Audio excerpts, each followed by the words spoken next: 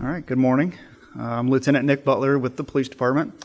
I'm a lieutenant of the Crimes Against Persons section of our Detective Bureau.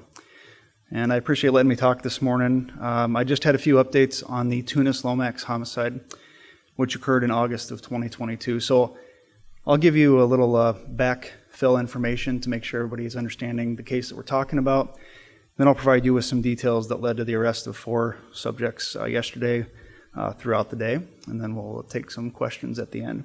So as a refresher, on August 20th of 2022, around 2 o'clock in the morning, officers responded to 1804 South Stephen Avenue, which is on the east side of Sioux Falls. The report initially was for a male with a gunshot wound. When officers arrived, they unfortunately found Mr. Tunis Lomax deceased in the parking lot. Close to Tunis's body was a .40 caliber shell casing, which came into play later on in our investigation. Fast forward to September 9th of 2022, officers responded to an address on East 10th Street for a report of a shooting. When officers arrived there, they found that the group of subjects had been burglarizing vehicles, and when confronted by one of the owners of the vehicles, the suspect shot at that person. September 10th, the following day, the vehicle associated with that second shooting was located and a subject was arrested. Also inside that vehicle was a stolen handgun, same caliber as the shooting in the Mr. Lomax homicide. During an interview with the suspect from the second shooting, he had admitted that he had been with a Muhammad Hassan, date of birth 3/8 of 2004, and Salim Khalid Muhammad, 10/12 of 2004, and I can provide the spellings of those names later. He had been with those subjects both before and after the shooting on September 9th.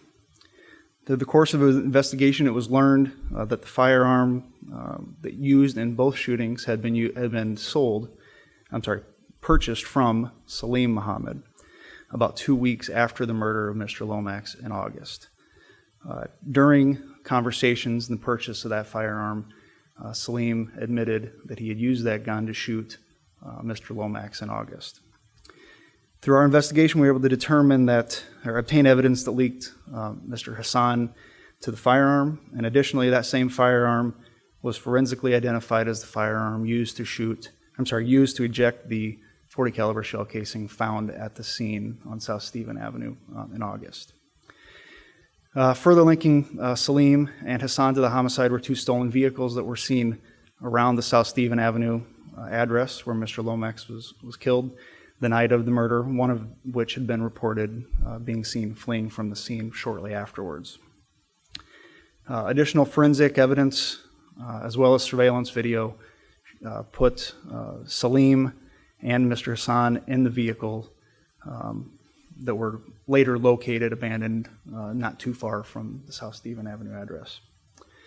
Additional forensic evidence located inside those vehicles related Mustafa Salih, date of birth of January 1st, 2003, and Hamza Hassan, January 1st, 2004.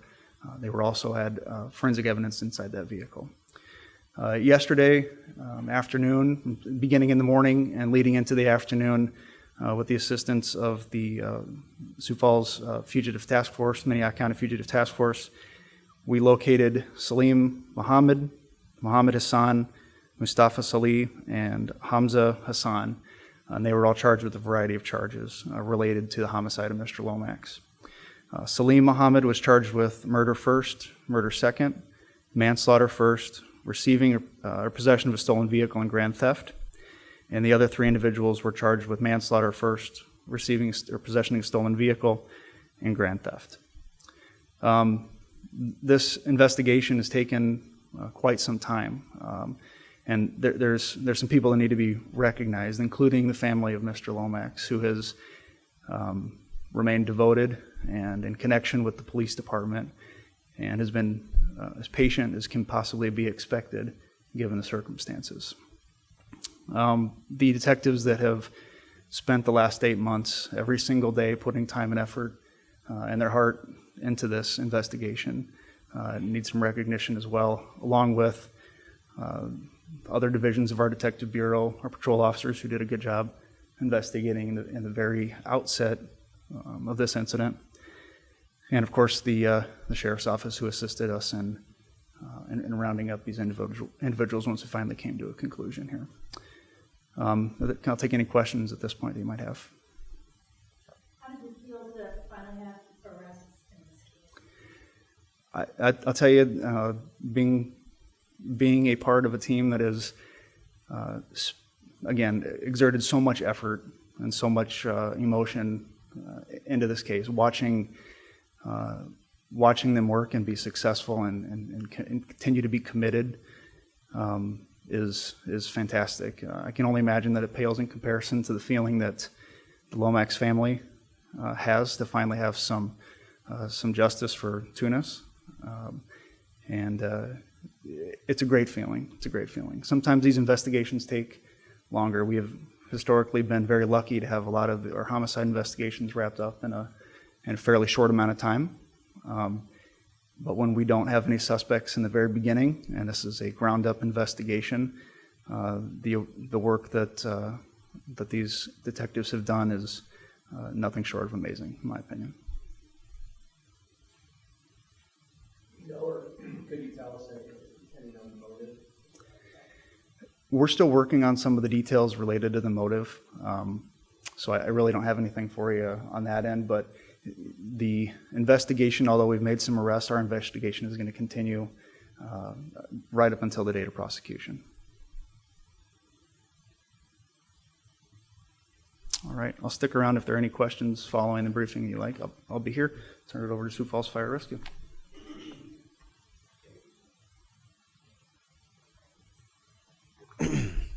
Good morning, everyone. I'm here this morning to talk about the 2024 fire application process and the future cadet academy we're going to have here in January of 2024. My name is Eric Engberg. I'm a training officer, firefighter for Sioux Falls Fire Rescue. Currently serving as a role as a training officer at our training center. I'm a part of a team that puts on the cadet class and training for our new hires. Every cadet that comes to Sioux Falls Fire Rescue has come from a different story of why they showed up and how they came about to Sioux Falls. For me, I applied to Sioux Falls to be a firefighter in 2016. I grew up in Harrisburg, South Dakota, went to college here in Sioux Falls.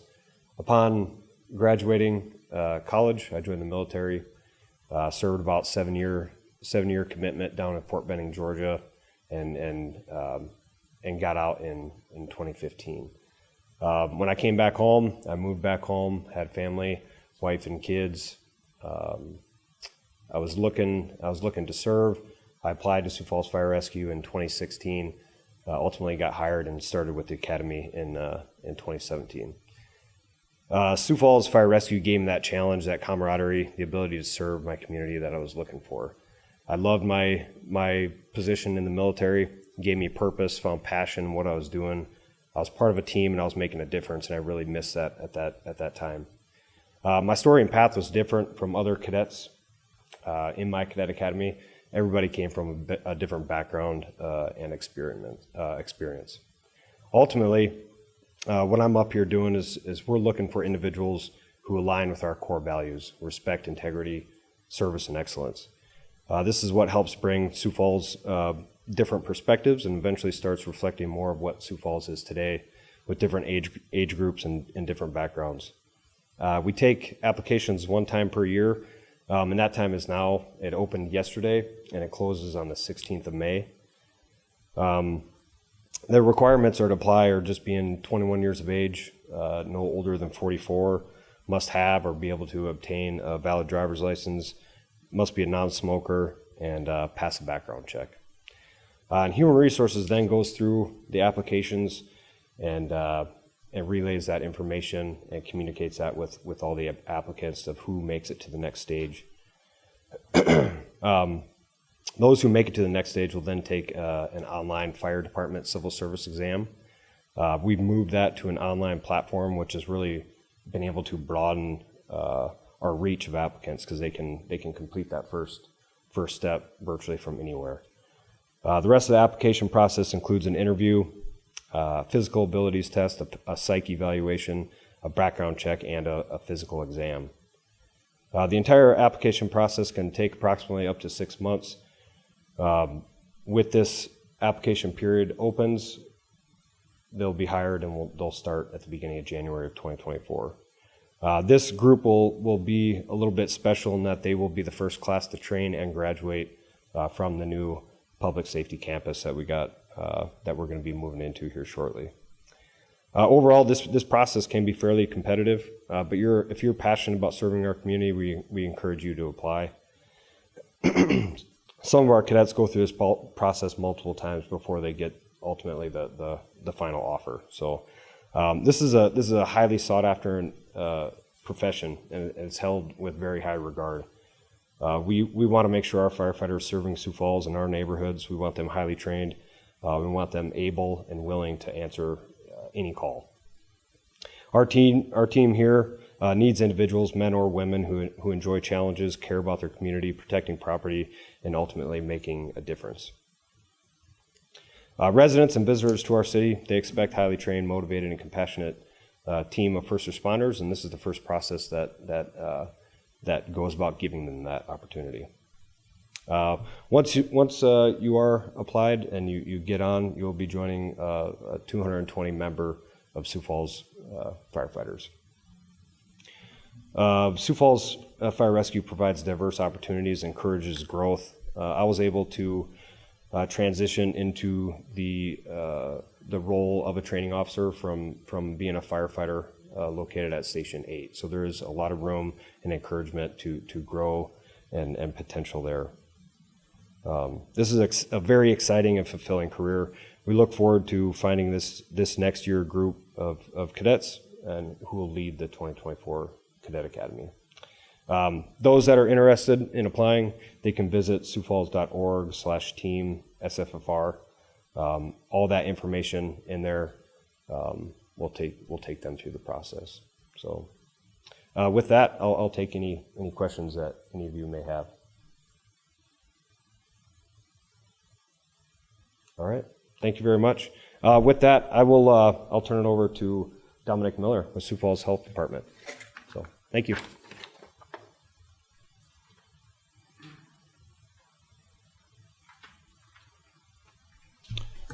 Morning, everybody. My name is Dominic Miller. I work with the health department as the environmental health manager. I'll talk to you a little bit this morning about Project Nice, Project Keep. Last week we had our annual neighborhood cleanup, formerly known as Project Nice, Project Keep. What do the acronyms stand for? NICE stands for Neighborhood Improvement, Complaint Easement, and KEEP stands for Keep Environmental Enhancement Permanent. It's really just a complex way of saying this project is a proactive effort to keep Sioux Falls neighborhoods safe and healthy.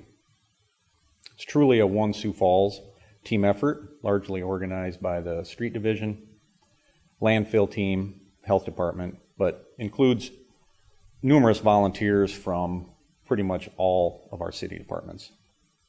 So how does it start?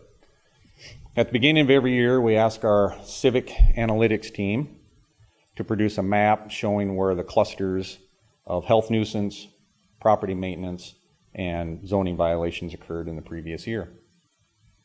We then use that data to decide where our teams will go and pick up debris that could eventually become health nuisance violation or a property maintenance complaint. This year, residents in the southwest part of Sioux Falls were able to leave unwanted items along the curb for the city to pick up, which again occurred just last week. Over 100 city employees were involved in this year's cleanup. This includes city employees from all departments who volunteer to pick up the debris, load it in the trucks, as well as the drivers of those vehicles. So let's talk a little bit about the numbers. 2,760 properties were impacted by Project Nice, Project Keep this year. Drivers hauled away 364 loads of debris. Debris includes items such as furniture, pallets, lawnmowers, exercise equipment, scrap metal, and I know for sure of at least 2 upright pianos that we hauled away.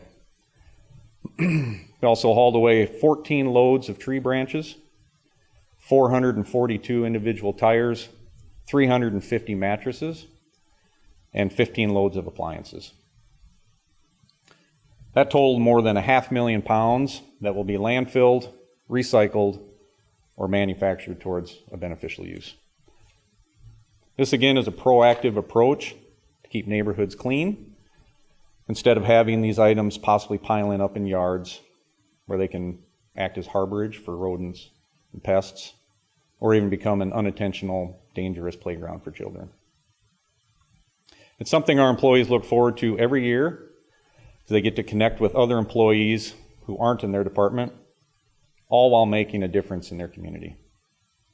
This project has been going on for more than 3 decades, with some not so small interventions such as floods, ice storms, tornadoes that cause pauses in the successive years of the projects.